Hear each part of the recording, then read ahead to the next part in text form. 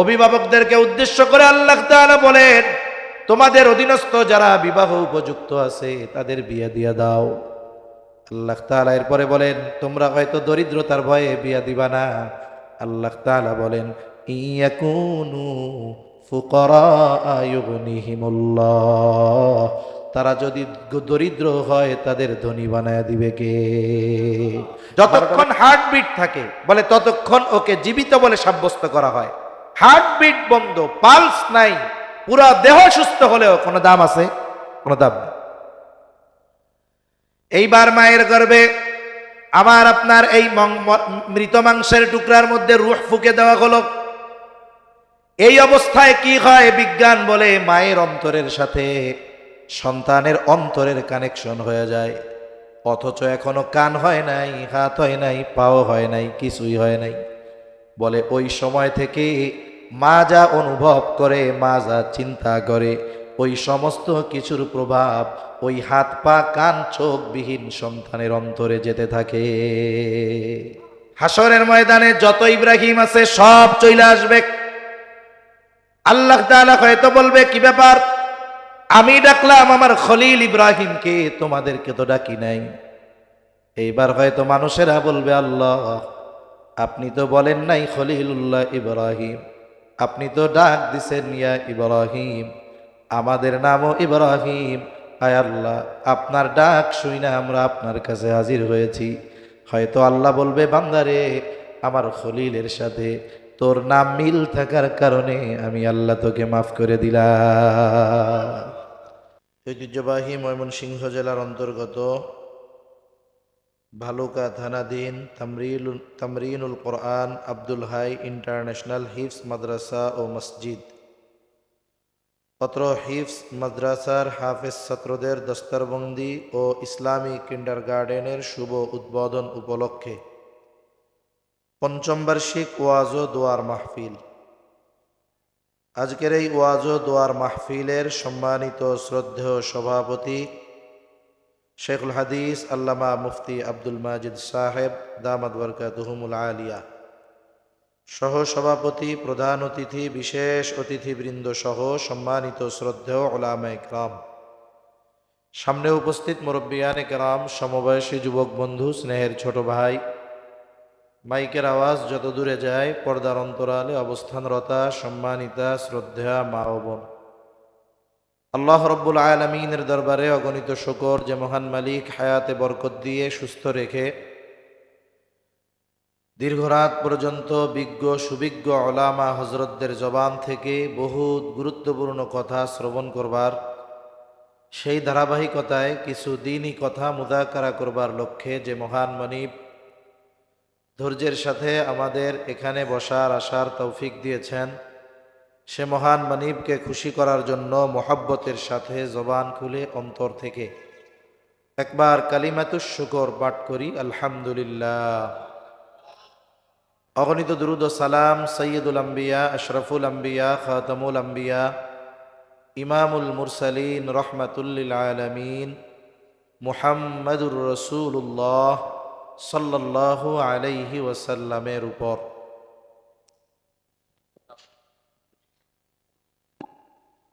সম্মানিত উপস্থিতি, রাত অনেক। আসলে দিনই মাহফিলগুলায় যখন রাত বেশি হয়, নামাজিদের বেশি চিন্তা, বেনামাজিদের কোনো চিন্তা নাই। আবার একটা সময় সারা রাত মাহফিল হইতো, এটা আর একটা বিষয়, কিন্তু মানুষ কম্বল খেতা নিয়ে আইসা মাঠের মধ্যে ঘুমাইতো। ফজরের নামাজ তো কাজা হইতোই না, ওই মাহফিলগুলায় তাহাজ্জুদের সময় উঠাই দেওয়া হইতো, তাহাজ্জুদ হইতো, জিকির আজকার হইতো, রোনাজারি হইতো, ফজর পড়া দোয়া করে মানুষ বাড়ি যেত। সেজন্য যেহেতু পুরা রাত্রির মাহফিল না, এজন্য মাহফিল বেশি রাত পর্যন্ত না করাই উচিত। সর্বপ্রথম আমি আপনাদের একটু বইলা দেই, 11টা বাজে, আমি চেষ্টা করব 12টার মধ্যে কথা ইনশাআল্লাহ শেষ করে দেওয়ার। আল্লাহ তাআলা তৌফিক দান করেন। তা আমি যে আলোচনা করবার উদ্দেশ্যে কোরআনুল কারীমের একটা আয়াতের অংশ ও রাসূল আকরাম সাল্লাল্লাহু আলাইহি ওয়াসাল্লামের একটা হাদিসের অংশ আপনাদের খেদমতে পাঠ করেছি। আমার ইচ্ছা যেই কথাগুলো বলার, যে বিভিন্ন জায়গায় সফরে যাওয়ার কারণে অনেক সময় অনেক মানুষ, শুধু আমাদের কাছে না, ওলামা একরামের কাছে এসেও অনেক সময় এই কথাগুলো বলে, আফসোস করে, বলে হুজুর জীবনের সর্বস্ব ব্যয় করে 3টা ছেলেকে মানুষ বানাইছি। মানুষ বানানো বলতে উনি কি বুঝতেছে? অনেক বড় ডাক্তার, ইঞ্জিনিয়ার, বিদেশে লেখাপড়া করার জন্য পাঠাইছে। বলে হুজুর ছেলেরা সবাই প্রতিষ্ঠিত, কেউ ইউরোপের নাগরিক, কেউ আমেরিকার নাগরিক, সম্পদের অভাব নাই, টাকা পয়সার অভাব নাই। হুজুর যাদের জন্য সব কিছু ব্যয় করলাম, জীবনের পড়ন্ত বেলায় এসে তাদের 5তলা 10তলা বাড়ি, এই 5-10 তলা বাড়িতে তো আমার জায়গাই হয় না, বলে বাড়ির গাছতলায়ও আমারে থাকতে দেয় না। ওষুধ কেনার টাকা নাই, ভাঙ্গা ঘরের মধ্যে পড়ে আছি। হুজুর একটু পিতামাতার হকের ব্যাপারে আলোচনা করেন। অনেক জায়গায় এইরকম অবস্থার মুখোমুখি আমি হয়েছি আর কি। তা তখন আমার ওনাকে জিজ্ঞাসা করতে মন চাইছিল, আসলে আপনি সন্তানদেরকে আপনার ভাষায় মানুষ বানানোর চেষ্টা করেছেন, তার মানে আপনি জাগতিক লাইনে সম্পদ উপার্জনের মেশিন বানানোর চেষ্টা করেছেন, কিন্তু সন্তানদেরকে মুসলমান বানানোর জন্য মেহনত করেন নাই, ঠিক কিনা বলে? যদি আপনি তাদেরকে মুসলিম বানানোর জন্য একটু মেহনত করতেন, আজকে এই জীবনের পড়ন্ত বেলায় সম্পদওয়ালা সন্তানদের বোঝা আপনাকে হতে হতো না। কয়েকদিন আগে এক জায়গায় এক গ্রামের মধ্যে গেছি, গ্রামের মধ্যে এখন লেখা দেখি যে ওই এলাকায়ও বৃদ্ধাশ্রম আছে। গ্রামে, শহরে আছে এক হিসাব বুঝলাম, কিন্তু গ্রামেও বৃদ্ধাশ্রম। তার মানে সময়ের সাথে সাথে বৃদ্ধাশ্রম বাড়তেছে। আর যদি বৃদ্ধাশ্রমগুলোর মধ্যে খোঁজ নেন, বেওয়ারিশ মানুষ, আত্মীয় স্বজন নাই, চেনে না, এরকম লোক শতকরা 10% পাবেন। বাকি 90%-এর অতীত যদি খোঁজ নেন, দেখবেন উনি অসহায় ছিল না, ডাক্তার ছিল, টাকা পয়সাওয়ালা ছিল, কিন্তু সন্তানদের কারণে আজকে ওনাকে বৃদ্ধাশ্রমের বাসিন্দা হওয়া লাগছে। ওষুধ কেনার টাকা নাই, তা অবস্থা এরকম। তা আমার প্রায় জনরেই জিজ্ঞাসা করতে মন চাইছে যে আপনি কি সন্তানকে দিন শিখাইছিলেন নাকি? কমপক্ষে যতটুকু শেখানো ফরজ এতটুকু কি শেখাইছিলেন? তা আমার প্রশ্ন করি নাই, কিন্তু আমার দিল বলছে যদি জিজ্ঞাসা করি তাহলে উনি নাই বলবে যে না, 4 বছর থেকেই তো দিছি কিন্ডার গার্ডেন, কেজি স্কুলের মধ্যে, আরবি পড়ার টাইম কোথায়? ঠিক কিনা বলেন? এজন্য আমরা অনেকে চিন্তা করি যে বুড়াকালে আমাদের সন্তানেরা আমাদের হক আদায় করবে কিনা। মনে রাখবেন, আপনি একটা গাছ লাগালেন, এই গাছটায় যদি আপনি যথাযথভাবে পানি দেন, পরিচর্যা করেন, আগাছা থেকে বাঁচায় রাখেন, যত্ন যদি যথাযথভাবে নেওয়া হয়, যেহেতু আল্লাহ তাআলা এই পৃথিবীর একটা নিজাম ঠিক করে দিয়েছেন, আশা করা যায় 2, 4, 5, 7, 8, 10 বছর পরে ওই যত্ন নেওয়ার কারণে আপনার গাছ আপনাকে ফল দিবে। ঠিক কিনা বলেন? আপনি গাছটা লাগিয়েছেন, কোনো যত্ন নেন নাই, সার ওষুধ দেন নাই, আগাছা ঘিরে গাছকেই শেষ করে ফেলবে। জীবনটাও এরকম। আমরা যদি এমনটা মনে করি যে বার্ধক্যকালীন সময় আমার সন্তানেরা আমার হক আদায় করবে, তাহলে এই সন্তানদের জীবনের প্রারম্ভে তাদের আমাদের যত্ন নিতে হবে, ঈমানের গাছে পানি ঢালতে হবে, আমলের গাছ আগাছা পরিষ্কার করে দিতে হবে। তাহলে বুড়াকালে এসে হুজুরের কাছে বলা লাগবে না যে হুজুর একটু মা বাবার হকের ব্যাপারে ওয়াজ করেন। এই সন্তানকে দিন শেখানোর কারণে ওই সন্তান বার্ধক্যকালীন সময়ে সে যদি কষ্ট করেও উপার্জন করে, রিক্সাও চালায়, ভ্যানও চালায়, ঠেলাও চালায়, অন্যের জমিতে যদি কামলাও দেয়, আল্লাহর কসম ওর মা বাবাকে বোঝা মনে করবে না। ঠিক কিনা বলে? একজনকেও দেখাতে পারবেন না এরকম যে দিনদার, উপার্জন কম, মা বাবারে বোঝা মনে করে, এরকম কাউকে দেখাতে পারবেন না। এজন্য আমাদের উচিত দেখুন, সন্তানের কারণে পিতা সম্মানিত হয়, হয় কি হয় না? আজকে যে দেখছেন, পিতা সন্তানকে মাদ্রাসায় দিল, সন্তান হাফেজে কোরআন হলো, বলে সন্তানের মাথায় সম্মানের পাগড়ি দেওয়া হইল। এই সন্তানকে মাদ্রাসায় বাপ দিছে, হয়তো বাবা মূর্খ, লেখাপড়া জানে না, কিন্তু বাবা মাদ্রাসায় দেওয়ার কারণে কি হলো? যেই স্টেজে ওলামা হজরতদের হাত থেকে সম্মানের পাগড়ি সন্তান গ্রহণ করছে, বলে ওলামা একরামের হাত থেকে ওই রকম সম্মানের পাগড়ি হাফেজে কোরআনের বাবাকেও দেওয়া হয়েছে। দুনিয়ার নিজাম কি? বলে কারো সন্তান যদি বড় অফিসার হয়, বড় ফ্ল্যাট দিয়েছে তাকে সরকার, বাপ নিজের নামও লিখতে পারে না। বলেন তো সরকার কি বলবে? যে তুমি তো বিসিএস ক্যাডার, কিন্তু তোমার আব্বা তো নিজের নামও লিখতে পারে না, খবরদার এই ফ্ল্যাটে কিন্তু তোমার আব্বারে উঠাবা না, এরকম বলার সুযোগ আছে? বরং ওই মূর্খ লোকটা যদি ছেলের অফিসে যায়, ছেলে যখন ঢুকবে গার্ডকে বলবে এটা আমার বাপ, দেখা মাত্রই দাঁড়ায় যাবে, একের পর এক অফিসারদের পরিচয় করায় দিবে আমার বাপ, সম্মান করবে, সালাম দিবে, মর্যাদা দেখাবে, রেসপেক্ট দেখাবে। তাহলে দেখুন দুনিয়ার নিজামটা কি? বলে আপনি কষ্ট করে একটা ছেলেকে জাগতিক লাইনে উচ্চশিক্ষিত করেছেন, সে সম্মানিত হওয়ার কারণে আপনিও সম্মান পাইতেছেন। আবার কি, আপনি ভালো মানুষ, দিনদার মানুষ, কিন্তু আপনার সন্তান বদদিন, 15টা মামলা বালুকা থানায়, কোর্ট থেকে 17টা ওয়ারেন্ট হয়ে গেছে, পুলিশ প্রতিদিন আপনার বাড়িতে আসে, জানে আপনি সম্মানিত মানুষ, আইসা একদিনও খুঁজা পায় না। এরপরে কি করবে? এক সময় বিরক্ত হয়ে আপনার সাথে খারাপ আচরণ করবে। কি ভাষা ব্যবহার করে এটা বলা যায় না, এত অশ্লীল শব্দ ব্যবহার করবে। এমন কি সন্তানরে না পাইয়া পিটাইতে পিটাইতে ওই বাপরে নিয়ে থানার লকারে ভরে রাখবে। রাখে কি রাখে না? তাহলে খারাপ সন্তানের কারণে সম্মানিত পিতা দুনিয়ায় অপমানিত হয়, এটা দুনিয়ার নিজাম। বলে আখেরাতেও তো এরকম হবে। হাফেজের বাপ বলে ওরা আমল কম, গোনা কম। হায় রে, হাফেজে কোরআনের এত সম্মান, এই সম্মানিত ব্যক্তির পিতাকে আযাব দেওয়া যায়, লজ্জা দেওয়া যায়? আল্লাহ তাআলা লজ্জা তো দিবেই না। আমল কম হলেও ওই সন্তানকে বাপ দিন শেখানোর কারণে কিয়ামতের ময়দানে ওই মা বাবাকে আল্লাহ তাআলা সম্মানিত করবে। সুবহান।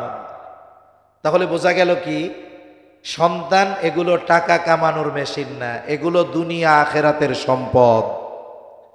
এই সম্পদ যদি দুনিয়া আখেরাতে কাজে লাগাতে হয়, বলে এই সম্পদের পরিচর্যা করার দরকার, যত্ন নেওয়ার দরকার। ওই যে গাছের যত্ন যেমন শুরুতে নিলে ওই গাছ এক সময় ফল দিবে, সন্তানের যত্ন যদি শুরুতে নেন, বলে দুনিয়ায় চিন্তাও নাই, আখেরাতেও আল্লাহ তাআলা ওই সন্তানের কারণে পিতামাতাকে সম্মানিত করবে। এজন্য আজকে আমি যে কথা বলতে চাই, পিতামাতার হক নয়, বরং সন্তানের হক নিয়ে কিছু কথা আমরা আলোচনা করব। কারণ দেখুন, পিতামাতা সন্তানের কাছে হক পাওনাদার কখন হয়?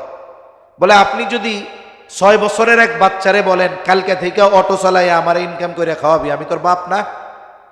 বলেন তো, আপনি যদি দোহাই দেন যে আমি তোর কাছে হক পাই, 6 বছরের বাচ্চা অটো চালায় আমারে উপার্জন করে খাওয়াবি, বলে হক আদায় করা হবে না, ওর উপরে জুলুম করা হবে।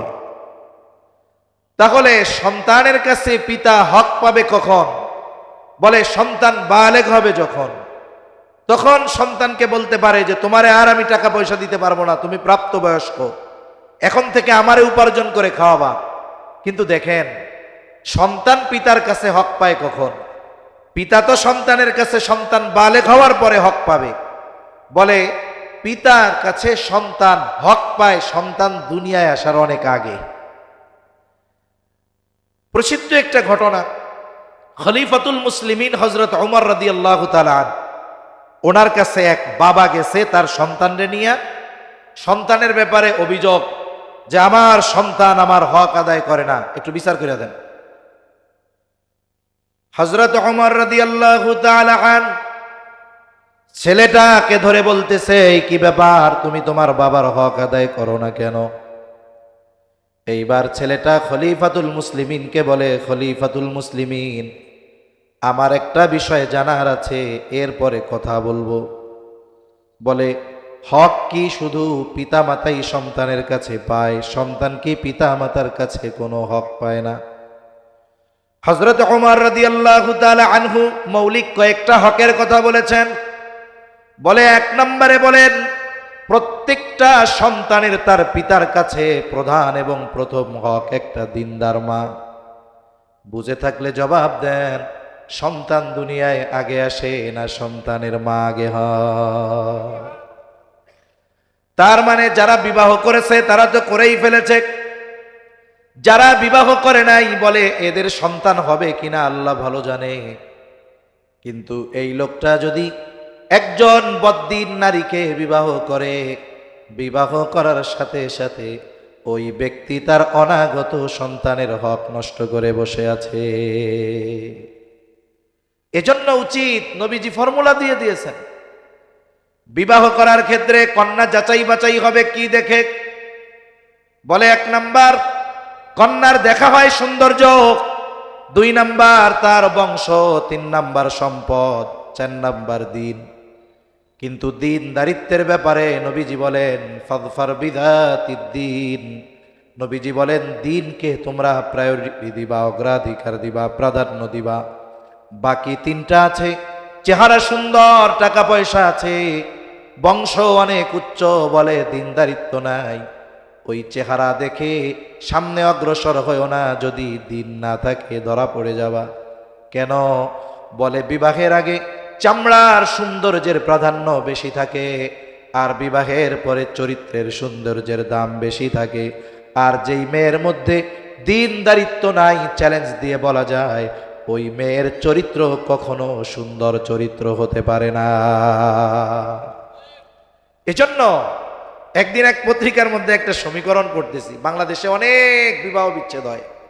তা একজন লিখছে যে বিবাহ বিচ্ছেদ হয় এর মধ্যে 85% মেয়ে তাদের চেহারা সুন্দর। এর দ্বারা কি বোঝা গেল?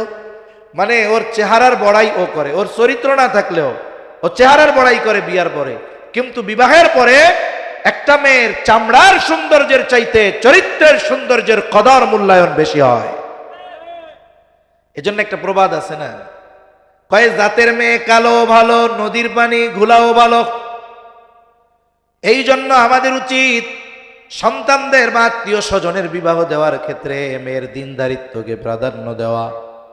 নবীজি বলেন দিনদারিত্বকে প্রাধান্য দাও, তা না হলে তোমাদের হাত ধুলায় মলিন হোক। এর মানে বোঝা গেল, কোনো পিতা যদি দিনহীন কোনো নারীকে বিবাহ করে, বলে সে সন্তান আসার আগেই সন্তানের হক নষ্ট করে বসে আছে। যদি দিন থাকে, বাকি 3টা যদি থাকে, তাহলে ভালোর উপরে ভালো। দেখুন, যদি এমনটা হয় যে একটা দিনদার মেয়ের সাথে বিবাহ হয়েই গেছে কিন্তু চেহারাটা অনেক ভালো না, অনেক টাকা পয়সা নাই, আরে একটু সবর করেন না, দেখা যাবে এই মেয়ের দিনদারিত্বের কারণে আল্লাহ সুবহানাহু ওয়া তাআলা ওই মেয়ের গর্ভে এমন সন্তান আল্লাহ দান করবে, যেই সন্তান পিতা মাতার চক্ষু হৃদয় শীতলকরণের কারণ হবে। ঠিক কিনা বলেন? সেজন্য সন্তানের 1 নম্বর হক, বলে একজন দিনদার মা। বিবাহ সম্পাদন হয়ে গেল, এরপরে যখন একটা কন্যা, একটা নারীর গর্ভে একজন সন্তান আসবে, বলে এই সময়টাতে একজন নারীর অনেক কিছু করণীয় আছে। আমার আগে হযরত খুবই গুরুত্বপূর্ণ কথা সুন্দর একটা হাদিসের গল্পের মাধ্যমে বলেছেন। এইখানে কি বোঝা গেছে দেখুন, সন্তান দিনদার হওয়ার ক্ষেত্রে, মুত্তাকি পরহেজগার হওয়ার ক্ষেত্রে বাবার চাইতে মায়ের ভূমিকা সবচাইতে বেশি থাকে। ঘটনাটা শুনছেন না আপনারা? এর দ্বারা মূল কথা কি, যে নারীদের সন্তান গঠনের ক্ষেত্রে তাদের ভূমিকা বেশি থাকে। যদিও তারা টাকা পয়সা ইনকাম করে না, ঘরে পোলাপান নিয়ে থাকে, কিন্তু প্রভাব সবচাইতে বেশি সন্তানের উপরে তার মায়ের পড়ে। আধুনিক বিজ্ঞান কি বলে, আমরা তো মায়ের রেহেমে যখন ওই শুক্র 1 ফোঁটা কীট পানি যখন পৌঁছাইছে, মানে এই ফোঁটাটা একটা মানব দেহে পরিণত করবেন আল্লাহ, সবগুলো পিছে পড়ে গেছে, ওইটা জায়গা মতো পৌঁছায় গেছে। ওই যে শুরু হইল দিন গণনা, 120 দিনের প্রসেসিং। আল্লাহ তাআলা ওই একটু কণা পানিকে একটা মাংসের টুকরায় তৈরি করেন। হাদিসের মধ্যে আসছে 120তম দিনে মায়ের পেটের মধ্যে আল্লাহর আদেশে ফিরিস্তা রূহ নিয়ে চলে যায়। এবার কি করে? সিলাম মরা মাংসের টুকরা, ওর মধ্যে রূহ ফুঁকে দেওয়া হয়। যখন রূহ ফুঁকে দেওয়া হয় বলে তখন ওই মরা মাংসের টুকরাটা প্রাণ ফিরে পায়। এইবার নড়াচড়া শুরু হয়ে যায়। তার হার্ট তৈরি হয়ে গেছে। হার্ট ওই রূহ ফুঁকে দেওয়ার মাধ্যমে বলে হার্ট সঞ্চালন কতদিন চলবে, কতদিন হার্ট পাম্পিং চালায়া যাবে? বলে যতদিন এই দেহের সাথে রূহের সংযোগ থাকবে ততদিন তার হার্ট চলবে, আর হার্ট যতক্ষণ চলবে ততক্ষণ তাকে জীবিত বলে সাব্যস্ত করা হবে। একজন অ্যাক্সিডেন্ট করছে, একেবারে সেন্সলেস। ডাক্তার এসে কি করে? পালস চেক করে, মানে দেখে হার্টবিট আছে কিনা। যতক্ষণ হার্টবিট থাকে বলে ততক্ষণ ওকে জীবিত বলে সাব্যস্ত করা হয়। হার্টবিট বন্ধ, পালস নাই, পুরা দেহ সুস্থ হলেও কোনো দাম আছে? কোনো দাম নেই। এইবার মায়ের গর্ভে আমার আপনার এই মৃত মাংসের টুকরার মধ্যে রূহ ফুঁকে দেওয়া হলো। এই অবস্থায় কি হয়? বিজ্ঞান বলে মায়ের অন্তরের সাথে সন্তানের অন্তরের কানেকশন হয়ে যায়। অথচ এখনো কান হয় নাই, হাত হয় নাই, পাও হয় নাই, কিছুই হয় নাই। বলে ওই সময় থেকে মা যা অনুভব করে, মা যা চিন্তা করে, ওই সমস্ত কিছুর প্রভাব ওই হাত পা কান চোখ বিহীন সন্তানের অন্তরে যেতে থাকে।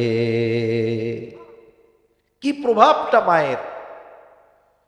এরপরে সন্তান একটু বড় হলো, মায়ের গর্ভে কান হয়ে গেল, শ্রবণ শক্তি পেল।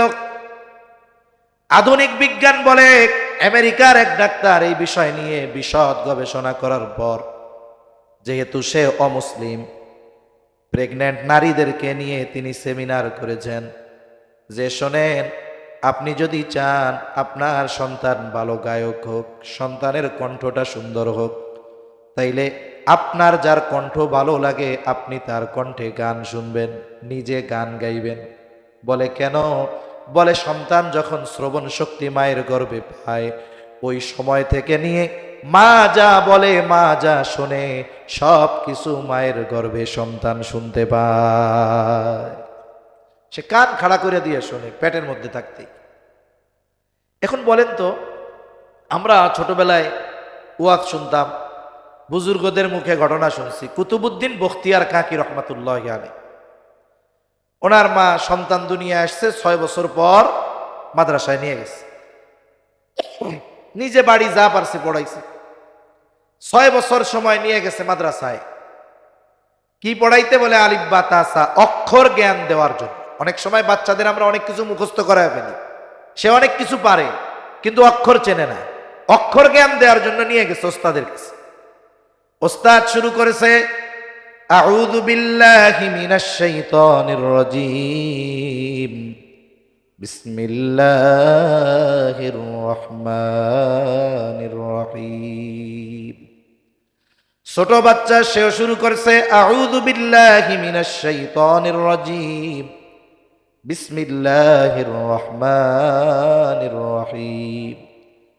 হুজুর চিন্তা করছে ও থামার পরে ওরে পড়াবো আলিফ বা তা থা, কিন্তু ছোট বাচ্চা, ওস্তাদ মেশিন স্টার্ট দিয়ে দিছে। এইবার আউযুবিল্লাহ বিসমিল্লাহ শেষ, সূরা ফাতিহা শেষ, সূরা বাকারা শেষ, আলে ইমরান শেষ, নিসা শেষ, মায়েদা শেষ, আনআম শেষ। এভাবে করতে করতে 18 পারা যখন শেষ, বাচ্চাটা তখন গিয়া থামছে। বলে কিরে, আপনি পড়াইতে আনছেন আলিফ বা তাসা, এদিকে 18 পারার হাফেজ।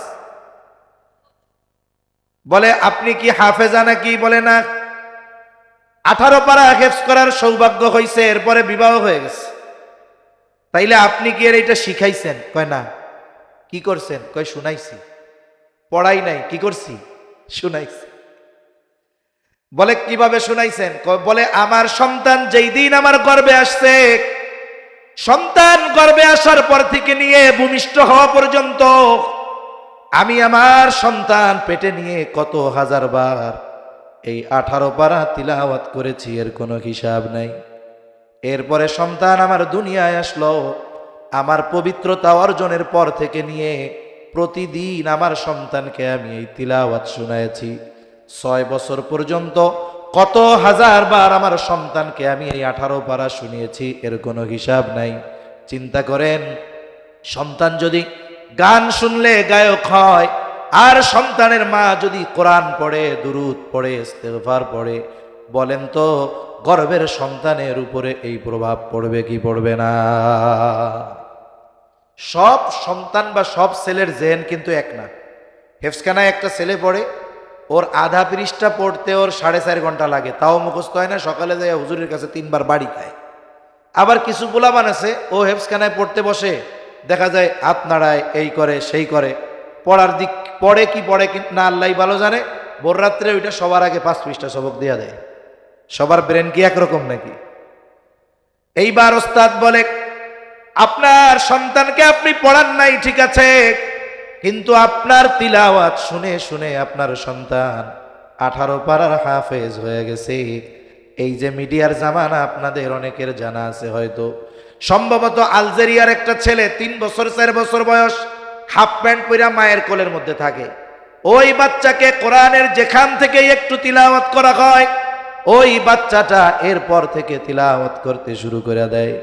এই স্মার্ট ডিজিটাল জামানায় একটা মা যদি তার সন্তানকে এমনভাবে গড়তে পারে, কুতুবউদ্দিন বখতিয়ার কাকি মায়ের তিলাওয়াত শুনে শুনে 18 পারার হাফেজ হয়ে যাওয়া এটা কোনো কঠিন ব্যাপার নয়। কিন্তু আমাদের সমস্যা কি? যেই সন্তান পেটে আসছে, আমাদের মায়েদের মুখে শুনছি, আমার কথাই কই, আমার মা কইছে তো, কয় তুমি যেই দিন দুনিয়ায় আইছো এই দিনেও আমি খেড়ের পালা দিছি। খেড়ের পালা চিনেননি? আপনাদের এদিকে কি কয়? খেড়ের পালা কয়। মনে করেন গৃহস্থলী ঘর যাদের পর্দা মেনটেন করে, ভিতরে মহিলারা ফসলের কাজ করে না, কয় আমি ওই দিনও খেড়ের পালা দিছি। আর এখন থেকে যেই দিন শোনে পেটে বাচ্চা আসতে, আর নড়াচড়া করে না, একবার এরকম বইয়া থাকবো চেয়ারে, কোনো নড়াচড়া নাই, কাজকর্ম নাই, একবারে বিছানায় শুয়ে থাকবো, টেলিভিশন দেখবে সোফায় বৈশা বৈশা। বলে এই জন্যই তো তুমি নড়াচড়া করো না, বাচ্চা নড়াচড়া হয় না, যার কারণে লাস্টে স্বাভাবিক ডেলিভারি হয় না, পেট কেটে বের করা লাগে। ঠিক কিনা বলে? এইবার কি হলো, বলে বাচ্চা পেটে আসার পরে বলে এখন কি করব, ডাক্তার তো নড়াচড়া করতে মানা করছে, এই 9 মাস কেমনে কাটামু? আত্মীয় বাড়ি যাইতে পারবো না, বাপের বাড়ি যাইতে পারবো না, এক কাজ করেন না, আমার একটা টাচ ফোন কিনা দেন। দিছে টাচ ফোন কিনা। কয়েকটা সিম কিনা দেন না। দিছে সিম কিনা। কয় টাচ ফোন সিম দিয়া কি করবো যদি এমবি না থাকে? ঠিক কিনা বলেন? এইবার এমবি বইরা দিছে, এমবি তো শেষ হয়ে যায়। কয় দেখেন পাশের বাসার সকিনাগো বাসায় ওয়াইফাই লাইন আছে, ওগো ইন্টারনেট 24 ঘন্টায় কখনোই যায় না, আপনি আমার একটা ওয়াইফাই লাইন কিনা দেন। এই তো ওয়াইফাই লাইন দিছে। এইবার পেটে নিয়া একেবারে ফোনে নাচ গান নাটক সিনেমা দেখে 9 মাস কাটাইয়া দিছে। এখন প্রভাব কি? বলে বাচ্চা দুনিয়ায় আসছে, 2 দিনের মাথায় বাচ্চা কান্নাকাটি করে, এত চেষ্টা করে, হুজুর সূরা পড়ে ফু দেয়, থামে না, একটু পরে আব্বা আইসা যেই মোবাইলটা সামনে ধরে, কান্না শেষ। আছে না নাই বলেন? এ প্রভাব কেন পড়লো? সন্তান নষ্ট হওয়ার পেছনে মায়ের কতটা হাত থাকে, সন্তান গড়ার পেছনে মায়ের কতটা ভূমিকা থাকে, এটা অকল্পনীয় ভূমিকা থাকে। হযরত আগে একটা হাদিসের ঘটনা বইলা বিষয়টা সুস্পষ্টভাবে বলে দিয়ে গেছে। এজন্য মায়ের ভূমিকা আছে না নাই? আমি একজন রত্ন গর্ভা মায়ের গল্প পড়তেছিলাম, বড় একজন বুজুর্গর মা। এখন ওনারে জিজ্ঞাসা করছে, আপনার সন্তান এত বড় আলেম হওয়ার পেছনে অবশ্যই মায়ের অবদান, তা আপনি কি মনে করেন কোন কারণে আপনার সন্তানের মধ্যে এই প্রভাব পড়ছে? এক মা বলতেছে যে আমি আমার সন্তানকে 2 বছর দুধ পান করানোর সময়, যেই টাইমটা আমার অপবিত্রতার সময় গেছে সন্তান ভূমিষ্ঠ হওয়ার পরে, ওর পর থেকে আমি আমার জ্ঞাত সারে কখনো অজুবিহীন আর বিসমিল্লাহ ছাড়া আমার সন্তানকে দুধ পান করাই নাই। চিন্তা করছেন? অজুবিহীন আর বিসমিল্লাহ ছাড়া আমার সন্তানকে আমি দুধ পান করাই নাই, বলে আমার মনে হয় এর প্রভাবেই আল্লাহ তাআলা আমার সন্তানকে এইরকম যোগ্য ব্যক্তিতে পরিণত করছে। আমাদের মায়েরা কি করে, বলে দুধ খাওয়ায়, সন্তানের দিক তাকায়ও না, ফোন টিপতে থাকে। কিন্তু এরপরে আসেন কি হলো, বাচ্চা ভূমিষ্ঠ হলো। বাচ্চা ভূমিষ্ঠ হওয়ার সপ্তম দিন বাচ্চার জন্য কিছু করণীয় বিষয় আছে। আমি মোটা মোটা বিষয়গুলো শুধু বলবো। বলে 1 নাম্বার, সপ্তম দিন তার মাথার চুলগুলো মুন্ডায়া ওই চুলের ওজন পরিমাণ অথবা ওই স্বর্ণ অথবা রূপ্য অথবা উভয়টার সমমূল্য যে কোনো একটা সাদকা করে দিবে। 2 নাম্বার, বলে বাচ্চার আকিকা করবে। আকিকা, হযরত আকিকার কথা বলছে। বলে ছেলে হলে 2টা দিয়া, মেয়ে হলে 1টা দিয়া। সপ্তম দিন, 14তম দিন অথবা 21তম দিন। বলে আপনার অ্যাবিলিটি নাই, ছেলে হইছে, 1টা দিয়া আপনি 7 দিনে দিয়ে দেন, অসুবিধা নেই।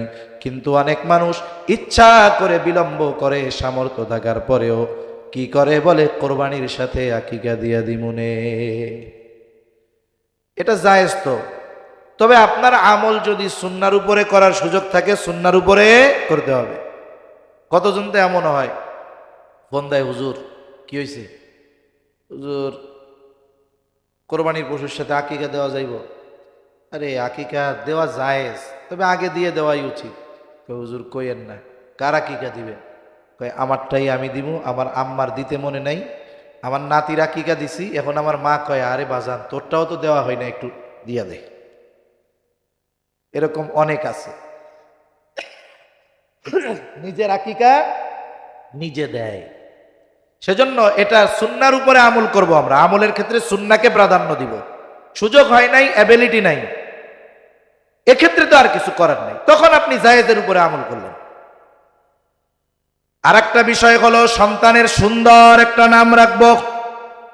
বলে যেই নাম তার ধর্মীয় পরিচয় বহন করে। আমাদের দেশের সমস্যা হলো আমরা ভালো নামটা চুরির ভয়ে লুকায় রাখি, আর যেইটা নাম ডাক নাম রাখি, এই ডাক নামটা ডাকলে বোঝা যায় না এটা মুসলমান, অমুসলিম, হিন্দু না বৌদ্ধ, পুরুষ না নারী, ঠিক কিনা বলেন? কি নাম রাখছে? বলে আতিকুর রহমান জনি, আব্দুর রহমান টনি। আব্দুর রহমান একেবারে সুন্দর মতো বাক্সের মধ্যে আটকায় রাখছে, ডাক নাম দিছে টনি। টনি নাম মুসলমানের মধ্যেও আছে, হিন্দুর মধ্যেও আছে, খ্রিস্টান বৌদ্ধ সবার মধ্যে এই নাম আছে না নাই? এই নামগুলা ঠিক না, ডাক নাম ভালো রাখতে হবে। আল্লাহ তাআলার কাছে সবচাইতে প্রিয় নাম আবদুল্লাহ আর আব্দুর রহমান। এখন আব্দুল্লাহ বেশি, আব্দুর রহমান বেশি এলাকায়। আল্লাহ তাআলার গুণবাচক নামগুলার সাথে আবদুন শব্দ যোগ করে নাম রেখে দেন আব্দুর রাজ্জাক, আবদুস সামাদ, কত সুন্দর নাম। আবদুল মালিক, আবদুল হালিম, আবদুল মাজিদ, সুন্দর নাম না? আমাদের সভাপতি সাহেবের নাম, আমাদের খতিব সাহেবের নাম আবদুল মালিক, কত সুন্দর নাম। এই যে সুন্দর নাম, সুন্দরভাবে ডাকতে হবে। কিন্তু আমাদের অভ্যাস হলো আমরা সব কিছুই শর্ট বানায় ফেলি। ইসলাম রেও শর্ট বানাই, নাম রেও শর্ট বানাই। কয়দিন পর আব্দুন বাদ দিয়ে ডাকে খালেক, যাক তাও ডাকতেছে এক বাপসাপ। এর কয়দিন পরে এটারেও সাইজ করে ফেলে, কয় খালেক কে? আছে না নাই বলেন? এই তেড়া বেকা ব্যঙ্গ কইরা মানুষের নাম ধরে ডাকা, এটা জাহেলিয়াতের সময়ের কাজ, নবীজি মানা করছে। এজন্য আমরা আমাদের সন্তানদের নাম খুব ভালো মতো রাখবো। আমি গোপালগঞ্জ এক জায়গায় গিয়ে ওয়াজ করছি এই বিষয়টা অনেক আগে। এখন এই বেটার ডাক নাম হইল রনি। তা ওই দিন কথাটা বলছি এইগুলা, তা ওই বেচারার হৃদয় এমন ধরা ধরছে, এই বুড়াকালে সে কোরআন, আব্বা কোরআন শিখায় নাই, বাপও এরকম দুনিয়াবি লাইনের, সে বুড়াকালে নাম পাল্টাইয়া এরপরে ওই চাঁদপুর মোমিন বাড়ি গিয়া কেরাত শিখা মাশাল্লাহ এখন দেশে এসে 2টা মাদ্রাসা দিছে, 2টা মাদ্রাসা। আমারে কয় হুজুর, তার মাহফিলে এমনি ডেলি প্রতি বছর যাওয়া লাগবে। কয় হুজুর আপনি হলো আপনার ওই ওয়াজে আমি নতুন করে মুসলমান হয়েছি, মানে নাম পাল্টাইছি আর কি। আমার বাপ নাম রাখছিল রনি, আমি ওই মাহফিলে বলছি যে ডাক নাম রনি, জনি, টনি, তা এর নামের সাথে মিলে গেছে। কথাটা আল্লাহ তাআলা হয়তো তার হৃদয়ে পৌঁছায় দিয়েছে, আমি তো বলার কাজ বলছি। দেখেন বেচারার চিন্তা কত, দিন শেখে নাই, এখন কি করছে, নাম পরিবর্তন কইরা 2 বছর না 1 বছর কেরাত শিখা এলাকায় এসে মাদ্রাসা দিচ্ছে। এখন দেশের অনেক বড় বড় ওলামা একরামের সাথে তার সম্পর্ক। তাহলে নামেরও কিন্তু প্রভাব আছে। বুজুর্গানে দিন বলেন যে হয়তো দেখা যাবে কিয়ামতে তো আল্লাহ তাআলা বান্দারে মাফ করার জন্য বাহানা খুঁজবে, বাহানা কেমনে মাফ করা যায়। দেখা যাবে কিয়ামতের দিন আল্লাহ তাআলা ডাকছে, ইয়া ইব্রাহিম, হে ইব্রাহিম। হাসরের ময়দানে যত ইব্রাহিম আছে সব চলে আসবে। আল্লাহ তাআলা হয়তো বলবে, কি ব্যাপার, আমি ডাকলাম আমার খলিল ইব্রাহিমকে, তোমাদেরকে তো ডাকি নাই। এইবার হয়তো মানুষেরা বলবে, আল্লাহ আপনি তো বলেন নাই খলিলুল্লাহ ইব্রাহিম, আপনি তো ডাক দিছেন ইয়া ইব্রাহিম, আমাদের নামও ইব্রাহিম। আয় আল্লাহ, আপনার ডাক শুই না আমরা আপনার কাছে হাজির হয়েছি। হয়তো আল্লাহ বলবে, বান্দারে আমার খলিলের সাথে তোর নাম মিল থাকার কারণে আমি আল্লাহ তোকে মাফ করে দিলাম। আল্লাহর কি দয়া মায়া কম আছে? মাফ করার জন্য কোনো ঝামেলা আছে যে উনি মাফ করলে আর একজন বলবে অবজেকশন ইয়োর অনার? কেউ বলার আছে? কেউ বলার নাই। আরে আল্লাহ যে কত দয়া মায়া মোহাব্বত তার বান্দার উপর, এটা যদি আমরা বুঝতে পারতাম তাইলে আল্লাহর সাথে জীবনে নাফরমানি করতাম না। একটু যেহেতু কথায় কথা আসলো, কইয়াই দেই আল্লাহর দয়া মায়া কত, একটু বলবো, কষ্ট হইতেছে না তো? রাসূলুল্লাহ সাল্লাল্লাহু আলাইহি ওয়াসাল্লাম বলেন, ইন্না লিল্লাহি মিআতা রাহমাহ, আল্লাহ তাআলার 100 রহমত আছে, 100 রহমত। আল্লাহ তাআলার 100 রহমত। আনজালা মিনহা রাহমাতান ওয়াহিদাতান বাইনাল জিন্নি ওয়াল ইনসি ওয়াল বাহাইমি ওয়াল হাওয়াই। নবীজি বলেন 100 রহমত থেকে একটা রহমত আল্লাহ তাআলা মানুষের মধ্যে, জিনের মধ্যে যত প্রাণী আছে, স্থলে হোক জলে হোক, যত হিংস্র প্রাণী হোক, সবার মধ্যে মাত্র 1 ভাগ রহমত আল্লাহ বন্টন করে দিয়েছে। বলে ওই 1 ভাগ রহমত থেকে আমার আপনার নবী কিছু অংশ রহমত পেয়েছে। বলে এই দয়া রহমত পায়া নবীর হালত কেমন? বলে কিয়ামতের কঠিন মুসিবতের দিন, ওই দিন যখন সবাই বলবে নফসি নফসি, ওই দিনও উম্মতের মায়ায় নবীজি বলবে উম্মতি উম্মতি। একটা হিংস্র প্রাণী, এর মধ্যেও বাচ্চার প্রতি মায়া রহমত আছে না নাই? সমাজের নিকৃষ্ট প্রাণী কুকুর, তার মধ্যে মায়া আছে না নাই? আরে কুকুরেরও তার সন্তানের জন্য মায়া আছে। আমি কয়েক জায়গায় বলেছি যে আল্লাহর কত দয়া, আল্লাহ রহমত 1 ভাগ দিছে, তাই প্রাণীর অন্তরে কত দয়া। গত নভেম্বর মাসে নাটোরে এক জায়গায় গেলাম দিনের বেলা, স্বাভাবিক অপরিচিত গাড়ি টাড়ি দেখলে কুকুর রাতের বেলায় খেবে, কিন্তু মেন রোড থেকে যখন শাখা রোডে ঢুকতেছি একটা কুকুর গাড়ির উপরে তাইড়ে আসতেছে, সামনে দিলেও হরেন দিলেও সরে না। সাথে ওই এলাকার একজন মানুষ, আমি বললাম এরকম করে গে? বলে হুজুর কয়েকদিন আগে এই কুকুরটা তার 3টা বাচ্চা নিয়ে এই রাস্তার উপরে শুয়েছিল, হঠাৎ একটা বড় গাড়ি ঢুকছে, ওই গাড়ির চাপায় তার 3টা বাচ্চা মারা গেছে, বেশ কিছুদিন হয়েছে। বলে ওই দিনের পর থেকে যখন এই রোডে কোনো গাড়ি ঢুকে এই কুকুরটা আক্রমণাত্মকভাবে তেড়ে আসে। তার মানে যখনই কোনো গাড়ি ঢুকে তার অন্তরে তার সন্তানের কথা মনে পড়ে যায়।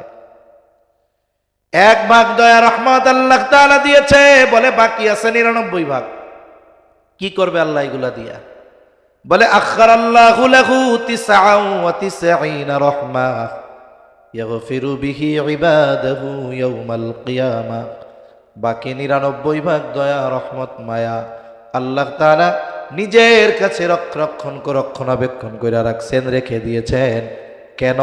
বলে ইয়াগফিরু বিহি ইবাদাহু ইয়াউমাল কিয়ামা, কিয়ামতের দিন এই 99 ভাগ দয়া রহমত দিয়ে আল্লাহ তাআলা তার বান্দাদের মাফ করে দিবে। এজন্য ভালো একটা নাম এটা নাজাতের কারণ হয়ে যেতে পারে।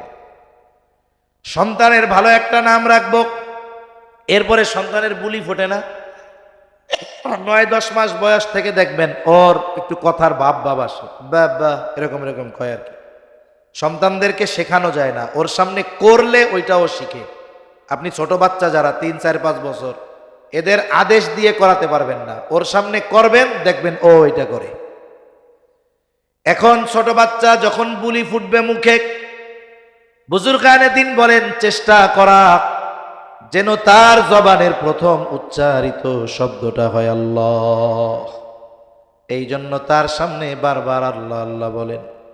দেখেন ছোট বাচ্চা যখন প্রথম দিন তার জবান দিয়ে এমন কোন শব্দ বের করে যা শুনতে একটু আব্বু আব্বু লাগে, মা মা লাগে, এই যে বাচ্চা ডাকছে, মানুষের কাছে, আত্মীয় স্বজনের কাছে ফোনে মা বলে আজকে আমার সন্তান আমারে মা ডাকছে, আব্বু বলে আমারে আজকে আব্বু ডাকছে, আপনার দিল খুশি হয়ে যায়। আপনি যদি সন্তানটারে আল্লাহ আল্লাহ শেখান, তার জবান দিয়ে যদি আল্লাহ শব্দটা বের হয়, আশা করা যায় আরশে আজিমের মালিক খুশি হয়ে যাবে। এজন্য চেষ্টা করব প্রথম শব্দটা যেন তার জবান দিয়ে কি বের হয়, আল্লাহ বের হয়। এরপরে সন্তানটা যখন আর একটু বড় হবে, মা বাসায় তাকে সভ্যতা শিখাবে।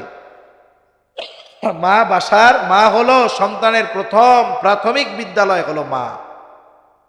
এরপরে সন্তান যখন একটু বড় হবে, সর্বপ্রথম তাকে কোরআনের শিক্ষা দিতে হবে। আগে দিন নিজে শেখা যেমন ফরজ, সন্তানদের শেখানোর ব্যবস্থা করা এটা সন্তানের হক। এজন্য আল্লাহ তাআলা বলেন, ইয়া আইয়ুহাল্লাযীনা আমানু কু আনফুসাকুম ওয়া আহলিকুম নারা। আল্লাহ তাআলা বলেন, হে ঈমানদারেরা, নিজে জাহান্নামের আগুন থেকে বাঁচো, অধীনস্থদের বাঁচাও। যদি জিজ্ঞাসা করা হয় আল্লাহ নিজে জাহান্নাম থেকে কেমনে বাঁচবো আর অধীনস্থদের কেমনে বাঁচাবো, বলে তুমি আল্লাহ তাআলার হুকুম আহকাম মেনে চলার মাধ্যমে জাহান্নামের আগুন থেকে বাঁচো, অধীনস্থদেরকে আল্লাহর হুকুম আহকাম মানানোর মাধ্যমে জাহান্নাম থেকে বাঁচাও। তার মানে আল্লাহ তাআলার হুকুম আহকাম মেনে চলার জন্য ইলমে দ্বীন দরকার আছে না নাই?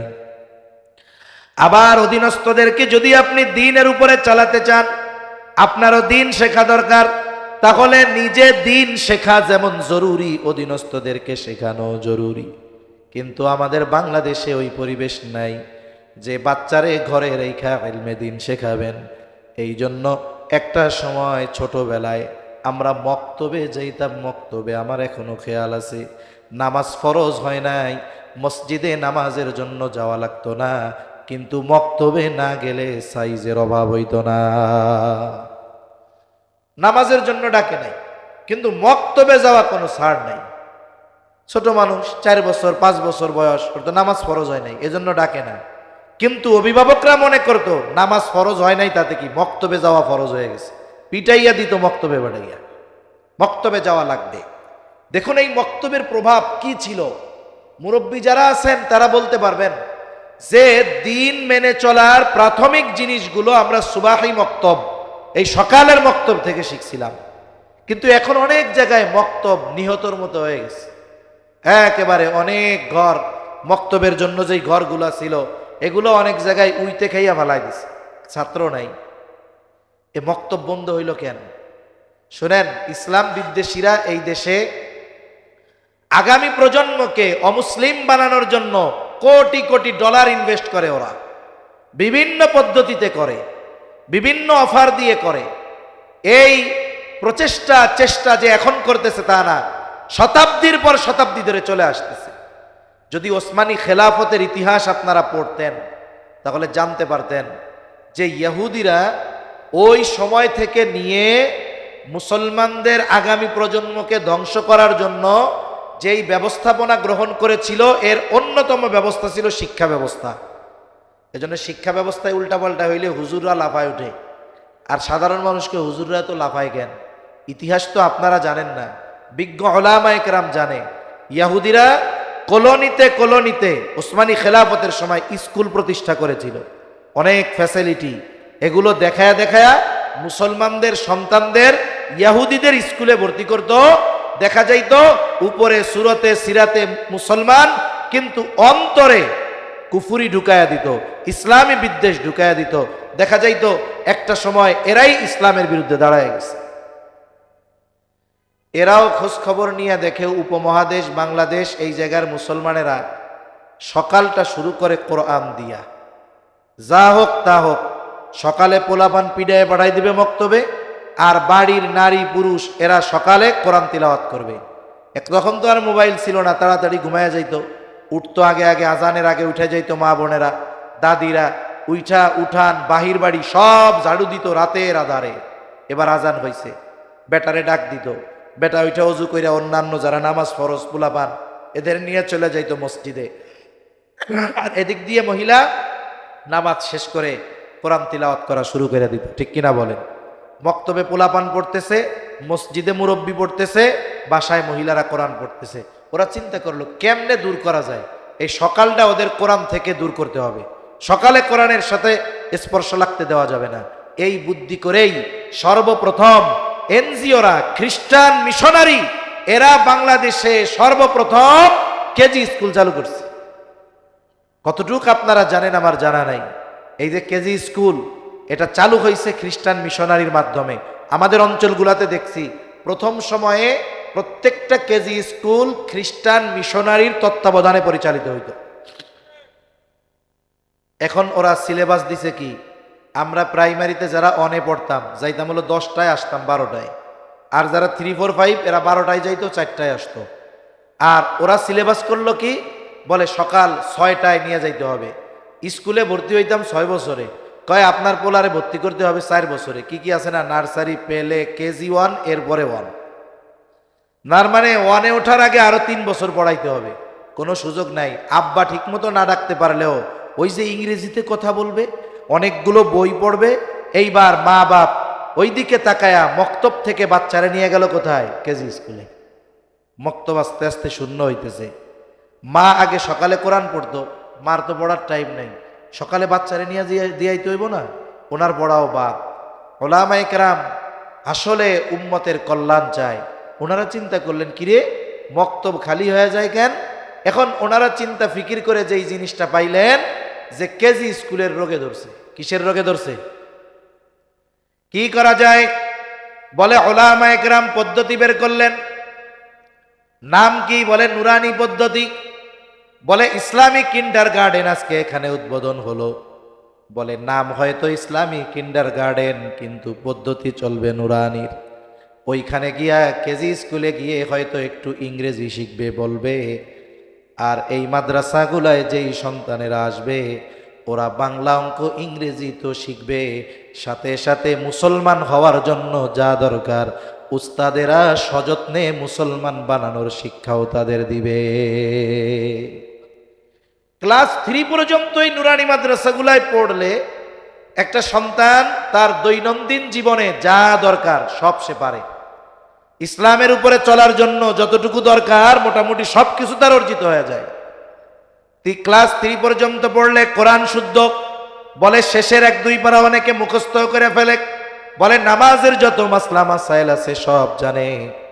জানাজা পড়ানোর দরকার তাও পারে, টু জেড সব তার শেখা হয়ে যায়। ওলামায়ে কেরাম এমন এক সিলেবাস আবিষ্কার করলেন, যেই সিলেবাস আবিষ্কার করার মাধ্যমে কেজি স্কুলের সাথে কম্পিটিশন হয়ে গেল। এই প্রতিষ্ঠানগুলো আসার পরে সন্তানেরা দুনিয়ার লাইনের জ্ঞানও অর্জন করে, সাথে সাথে মুসলমান হওয়ার জন্য যা দরকার তাও ওস্তাদেরা তাদেরকে সযত্নে শিখায়া দেয়। এতে কি হইল? বলে আলেম হওয়া জরুরি না, মুসলমান হওয়া জরুরি। কি হওয়া জরুরি জোরে বলেন? এখন আপনি এই দিন না শিখায় কেমনে মুসলমান বানাবেন? এজন্য আমাদের কি উচিত? এই যে ইসলামিক কিন্ডারগার্টেন হচ্ছে, এ তো নাম বলা হয় আর কি ওরকম, কিন্তু এখানে মূলত কি পড়ানো হবে? বলে এখানে নুরানির সিস্টেমেই পড়ানো হবে।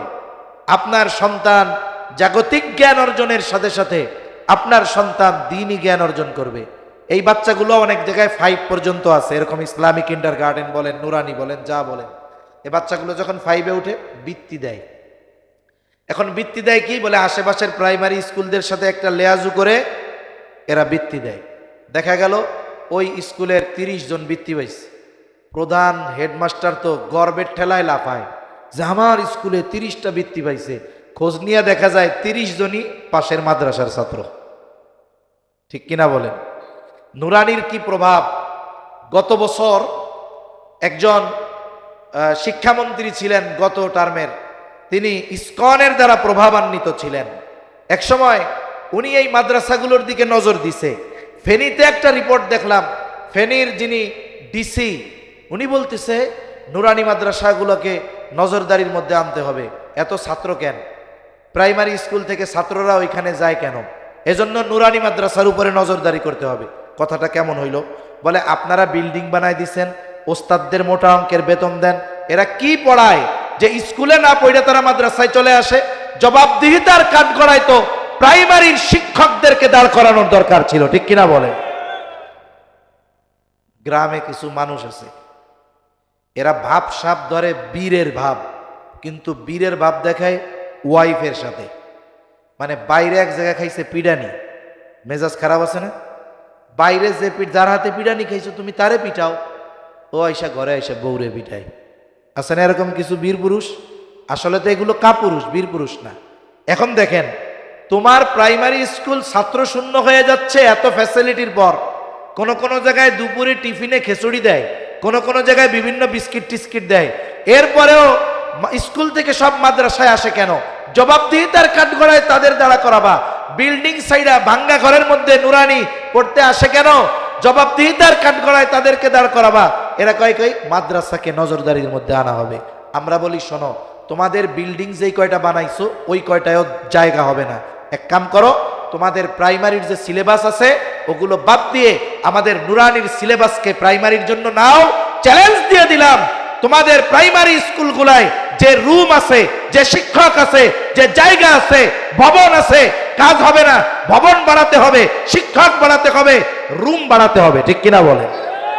এজন্য এক কাম করো, প্রাইমারি স্কুল পর্যন্ত দায়িত্বটা ওলামায়ে কেরামের হাতে দিয়া দাও।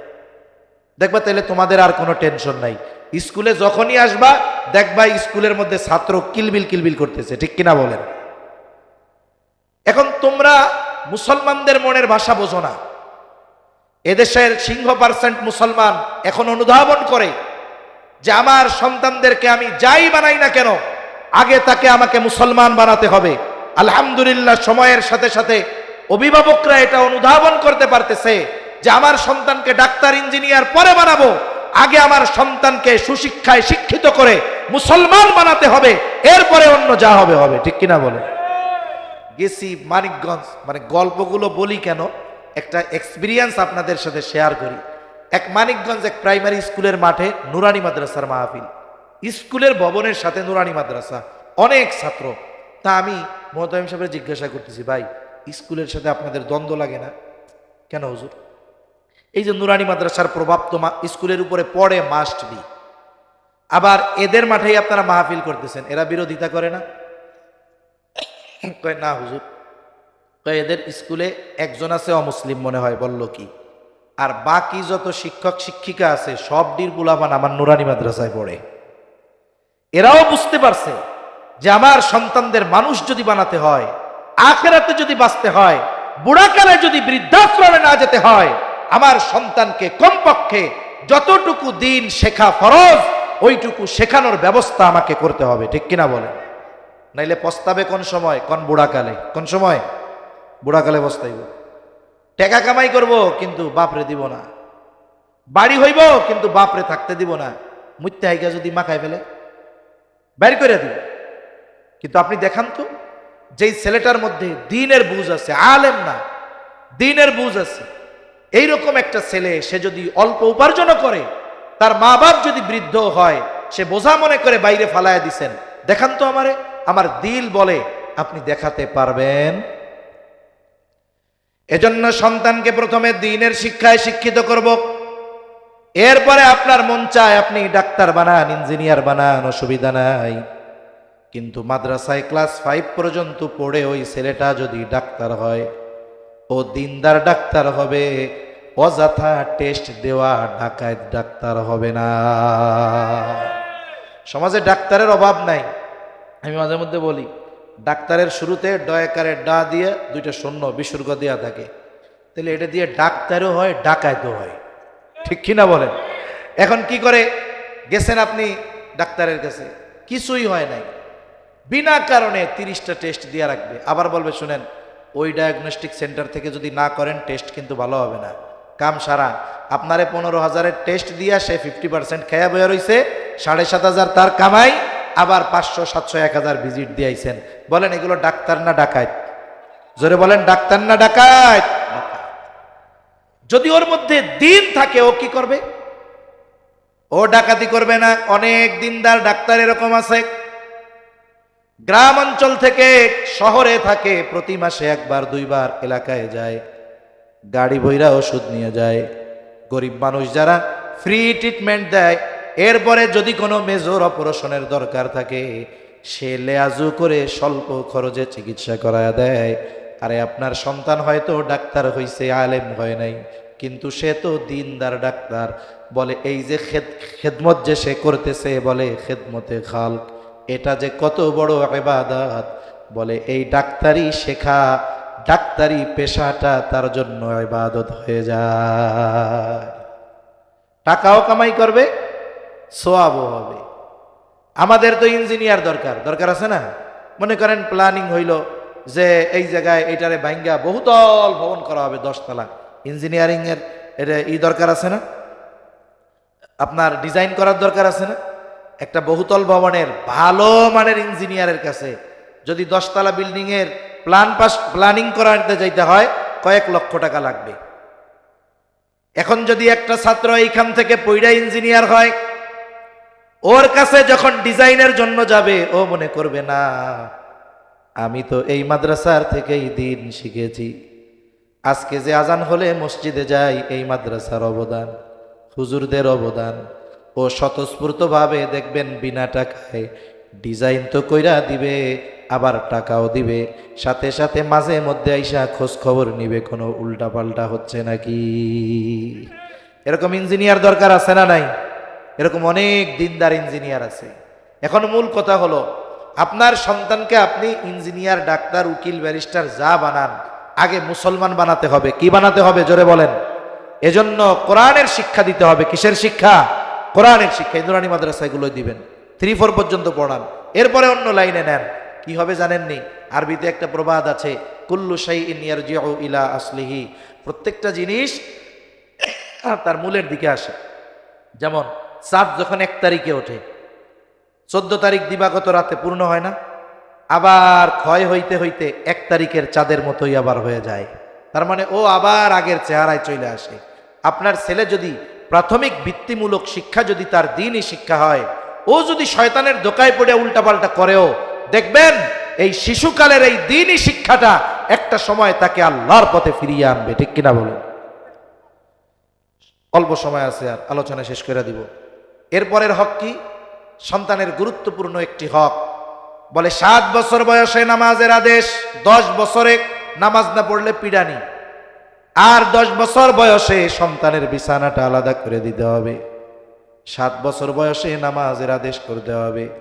কিন্তু আপনার ছেলেটা যদি এই নুরানি মাদ্রাসায় পড়ে, আমি কসম করলে কাফারা দেওয়া লাগবে না, কসম ভঙ্গ হবে না। 7 বছর বয়সে নামাজের আদেশ করা লাগবে না, ও 6 বছর বয়সে পাক্কা নামাজিতে পরিণত হয়ে যাবে। অনেক মাদ্রাসার সিসিটিভি ফুটেজ মাঝে মধ্যে অনলাইনে ছাড়ে ওস্তাদরা। ছোট বাচ্চা দেখতে মনে হয় 5 বছর বয়স হবে, এরকম ওর মুতে ধরছে, কিসে ধরছে, পুসরা পাইছে আর কি, ও প্রস্রাব করতে গেছে। ভিডিও দেখতেছি একটা এরকম, ও প্রস্রাব করে চলে আইছে, আবার একটু পরে কি মনে কইরা বাথরুমে ঢুকে ওযু করছে। ছোট বাচ্চা একবারে। এইবার করলো কি, ওর বিছানার মধ্যেও তাহাজ্জুদে দাঁড়ায় গেল। একটু চিন্তা করে দেখেন, যেই বয়সে ওর নামাজই ফরজ হয় নাই, অথচ এই দ্বীনি পরিবেশের কারণে, দ্বীন শেখার কারণে ও চিন্তা করছে ঘুম তো ভাঙছেই, হুজুররা তাহাজ্জুদের কথা কয়, তাইলে আমি একটু উজু করে 2 রাকাত তাহাজ্জুদ পড়ে ফেলি। আরে মিয়া, আপনি আপনার সন্তানের 14-15 বছর ঠ্যাং দইরা মসজিদে নিতে পারেন না, আর এই মাদ্রাসায় পড়নেওয়ালা ছোট ছোট বাচ্চাগুলো 7 বছর 6 বছর ওরা যখন নামাজ পড়ে, দুষ্টমি তো করে, দুষ্টমির বয়স তো এটা, কিন্তু যখন নামাজ পড়ে একাগ্রতার সাথে তাকাইয়া আমাদের লজ্জা লাগে যে আরে এর মতো একাগ্রতার সাথে যদি নামাজ আমরা পড়তে পারতাম, আফসোস লাগে। তাহলে 7 বছর বয়সে নামাজের আদেশ, 10 বছর বয়সে নামাজ আর কোনো টেনশন নাই, 7 বছর বয়সে আশা করা যায় সে পাক্কা নামাজি হয়ে যাবে। এজন্য আবার যারা মাদ্রাসায় সন্তানদের রাখেন না, থাকে না, অনাবাসিক, আপনি বাচ্চারে নিয়ে মসজিদে যাওয়ায় অভ্যস্ত হবেন। একেবারে গেদাটারে তো আর নিয়ে যাওয়া যাবে না। কতটুক বলে 5-6 বছর হয়েছে, আর বাবও চিন্তা করে পোলা নিয়ে যাই, লজ্জায়, কত রকমের লজ্জা দেয়, আপনি বাদ দেন না। কয় যে কেন পোলা বানানলে কি হয়? কয় খুশু খুজু নষ্ট হয়। আচ্ছা বলেন তো, যদি কোনো সময় জেহাদের ময়দানে যাওয়া লাগে, জেহাদের ময়দানে জেহাদরত অবস্থায় নামাজ আছে না নাই? একদল পাহারা দিবে আর একদল নামাজ পড়বে। আগে তো যুদ্ধ তরবারির এইসবের মাধ্যমে, এখনের যুদ্ধ কি হবে? বোম হোম করে বোম মারবে। মিয়া, পোলাপানের আওয়াজে যদি খুশু খুজু নষ্ট হয়ে যায়, যুদ্ধের ময়দানে যদি নামাজ পড়তে হয়, ওই দেশের থেকে যদি বোম একটা সাইডে মারে, আপনি তো পুরো সব থুয়ে দৌড়াইবেন। এজন্য ছোট বাচ্চারা যদি মসজিদে এসা দৌড়াদৌড়ি করে, আপনি সভাপতি সেক্রেটারি আদর করে ডাক দিবেন, এদিকে আসুন, মসজিদ আল্লাহর ঘর, নামাজের সময় জোরে কথা কয় না। এবার ছোট বাচ্চারা কি করবে? আপনি এরকম কইছেন না, ঠিক আছে আমি আর এরকম কথা বলবো না, ঠিক কিনা বলেন? এবার চকলেট রাখেন কয়টা, ওরে চকলেট দেন, যে তুমি 5 ওয়াক্ত নামাজে আইসা যদি চুপ করে থাকো, নামাজের পরে আইসা তোমার লেগে একটা চকলেট, ও দেখবেন ওই 2 টাকার এক চকলেটের লেগে চুপ করে আছে। হয়তো এই বাচ্চা প্রথমে চকলেটের পাওয়ার জন্য মসজিদে আসবে, কিন্তু সময়ের সাথে সাথে তার পরিবর্তন এমন হবে, এক সময় চকলেট পাওয়ার জন্য মসজিদে যাইতো, আর একটা সময় সে আল্লাহকে পাওয়ার জন্য মসজিদে যাবে। এজন্য আমাদের বাচ্চাদেরকে মসজিদমুখী কিভাবে করা যায়, আগামী প্রজন্মকে মসজিদমুখী কিভাবে করা যায়, এজন্য মসজিদ কমিটি যারা আছে এদের উদ্যোগ গ্রহণ করা দরকার। আমাদের মসজিদ কমিটিদের চিন্তা হলো স্ট্রাকচারগত উন্নয়ন। কার এসি কয়টা আছে, আমি তার চেয়ে বেশি লাগাবো, ওর কয়তালা আমার আরো বাড়াইতে হবে, ও লাগাইছে টাইলস, আমি লাগাবো মার্বেল। আমাদের চিন্তা হলো খালি এইগুলা। মুসল্লি বানান, আপনি একটু চিন্তা করেন তো, আমার চিন্তা করতে হবে আমি মারা যাওয়ার পরে আমার শূন্য স্থানটা আমার কোন মুসল্লি দ্বারা পূর্ণ হবে কিনা, এই হিসাব করার দরকার আছে না নাই? কত মসজিদ মুরব্বীদের দ্বারা ভরপুর ছিল, দুনিয়ায় তারা নাই, এখন নামাজও হয় না। কত অঞ্চলে যাই, প্রত্যন্ত অঞ্চলে মসজিদ নিজেদের যাইয়া আজান দিয়ে ঝাড়ু দিয়ে এরপরে নামাজ পড়া লাগে, অবস্থা কত খারাপ। এজন্য বাচ্চাদের মসজিদমুখী করার দরকার আছে না নাই? এরপরে বাচ্চা ছেলে হোক আর মেয়ে হোক, প্রাপ্তবয়স্ক হয়ে গেছে, বলে বিবাহ দেওয়ার দায়িত্ব অভিভাবকের। ছেলের বিয়ে দেওয়ার দায়িত্ব অভিভাবকের, মেয়েরটাও বিবাহ দেওয়ার দায়িত্ব অভিভাবকের, কিন্তু অভিভাবক মেয়ের ব্যাপারে দায়িত্ব নেয়, ছেলের ব্যাপারে দায়িত্ব নেয় না। ঠিক কিনা বলেন? আল্লাহ কি বলছে? وَأَنكِحُوا الْأَيَامَ مِنكُمْ وَالصَّالِحِينَ مِنْ عِبَادِكُمْ وَإِمَائِكُمْ إِنْ يَكُونُوا فُقَرَاءَ يُغْنِهِمُ اللَّهُ। অভিভাবকদেরকে উদ্দেশ্য করে আল্লাহ তাআলা বলেন, তোমাদের অধীনস্থ যারা বিবাহ উপযুক্ত আছে তাদের বিয়ে দিয়ে দাও। আল্লাহ তাআলা এরপরে বলেন, তোমরা হয়তো দরিদ্রতার ভয়ে বিয়ে দিবা না। আল্লাহ তাআলা বলেন, ইয়াকুনু ফুকারা ইউগনিহিমুল্লাহ, তারা যদি দরিদ্র হয় তাদের ধনী বানায় দিবে কে? 12টা বাজে গেছে, 2-1 মিনিট একটু সময় নেই, আমারও কথা শেষ। মনে করেন একজনের একটা মেয়ে হইছে, মেয়ে হইলে বাপ আগে বিয়ের চিন্তা করে, মেয়ে বাঁচবো কি বাঁচবো না হিসাব নেই, আগে চিন্তা করে বিয়ার। অনেকে করে কি, মেয়ে হইছে এই উপলক্ষে বাড়িতে 10টা মেহগনি গাছ লাগাইছে, আবার প্রতি মাসে 500 করে টাকা জমায়। এখন মেয়ের বিয়া দিবে 18 বছর 17 বছর বয়স, এই সময় গাছগুলা এত বড় হইছে, 10টা গাছের দাম মনে করেন 15 লাখ, আর টাকাও জমাইছে 5 লাখ। এবার মেয়েরে বলে, তোমার যেদিন জন্ম হয়েছিল তোমারে বিয়া দেওয়ার নিয়তে ওই আমি 10টা গাছ লাগাইছিলাম, তারপরে এই যে টাকা জমাইছি তা 5 লাখ হয়েছে, মোট 20 লাখ, গাছ বেচা 15, এই যে 15 লাখ, বিয়ায় খরচ হয়েছে 5 লাখ, আর এই যে 15 লাখ দিয়ে তুমি যা চাও তুমি তাই করো আম্মা। আচ্ছা মেয়েরে বিয়ে দেওয়ার দায়িত্ব আল্লাহ দিছে, পোলারে দায়িত্ব দিছিল না? তাইলে পোলা যখন হইছে, পোলার বিয়ার চিন্তা করে 10টা গাছ লাগাইতেন, পোলার জন্য মাসে মাসে 500 টাকা করে জমাইতেন। যে যেমন মেয়েকে বিবাহ দেওয়া আমার দায়িত্ব, ছেলেকে বিবাহ দেওয়াও আমার দায়িত্ব। বরং কি হয়, ছেলে প্রাপ্তবয়স্ক হওয়ার পরে বিয়া তো দেয় না, ও যদি বিয়া করতেই চায় বলে আগে কামাই করো, নিজের পায়ে দাঁড়াও। কি কয়? আগে নিজের পায়ে দাঁড়াও, এস্টাবলিশড হও।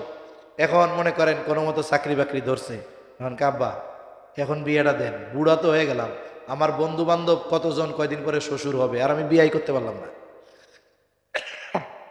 সবে তো কামাই শুরু করছো, 5 বছর আমাকে খাওয়াও, হ্যাঁ, এরপরে বিয়া কই? আচ্ছা, আপনি যদি ওই সময় তার জন্য 10টা গাছ লাগায় রাখতেন, এই সময় 20 লাখ হয়েছে বিয়ার বয়স, আপনি সন্তানরে বলতেন, শোনো, মেয়েকে বিবাহ দেওয়ার দায়িত্ব যেমন আমার, তোমাকে বিবাহ দেওয়ার দায়িত্ব আমার। কারণ নবী বলেছে, আমার অধীনস্থ সন্তান তোমরা যদি যৌবনের তাড়নায় কোনো গুনাহ করো, আমি যত বুজুর্গই হই না কেন, বিবাহ না দেওয়ার কারণে গুনাহ করতেছ, ওই গুনাহ আমার আমলনামায়ও সমপরিমাণ যোগ হয়ে যাচ্ছে। বাবা মা, আমি তোমার জন্য গুনাহগার হইতে চাই না, জাহান্নামে যাইতে চাই না। আমার দায়িত্ব ছিল তোমারে বিবাহ দেওয়া। এই যে গাছ আছে 10টা 10 লাখ, আর 5 লাখ জমাইছি, এই যে 15 লাখ বা 3-4 লাখ খরচ করে বিয়ে করো, বাকি 12 লাখ দিয়ে ব্যবসা বাণিজ্য করে তোমার ফ্যামিলি নিয়ে তুমি খেতে থাকো। করা যাইতো কি যাইতো না? এজন্য মনে রাখবেন, আপনার অধীনস্থ সন্তান তারা যদি বিবাহ না দেওয়ার কারণে যদি কোনো অন্যায় করে, যে অন্যায় করুক, ওই অন্যায়ের সমপরিমাণ গুনাহ অভিভাবকের আমলনামায় যোগ হয়ে যাবে। এজন্য আমি মোটা দাগে সন্তানদের কয়েকটা হক বললাম। আমার দিল বলে, যেই বাবা এই কয়েকটা হক সন্তানের ব্যাপারে আদায় করবে, আমার দিল বলে যে ওই বাবার বুড়াকালে আইসা আমার মতো হুজুরের কাছে বলা লাগবে না যে হুজুর একটু মা বাবার হকের ওয়াজ করেন, বলা লাগবে? তাহলে বলেন, আমরা সন্তানদের দিন শেখাবো তো ইনশাআল্লাহ? আমি আলেম বানাইতে বলি নাই, আমি বলি নাই যে আপনি একবারে মুফতি মুহাদ্দিস বানান, ওটা আপনার খুশি, কিন্তু আপনি ছেলেকে দিন শেখান। এই যে ইসলামিক কিন্ডারগার্টেন চালু হচ্ছে, এখানে সন্তানগুলারে দেন, ইনশাআল্লাহ এর ফিডব্যাক পাবেন। যেমন গাছ লাগাইলে, ফলজ গাছ যদি হয় যত্ন নিলে ফল পাওয়া যায়, কাঠের গাছ যদি হয় ওই 10 টাকার চারা যত্ন নেওয়ার কারণে লাখ টাকার উপরে দাম হয়।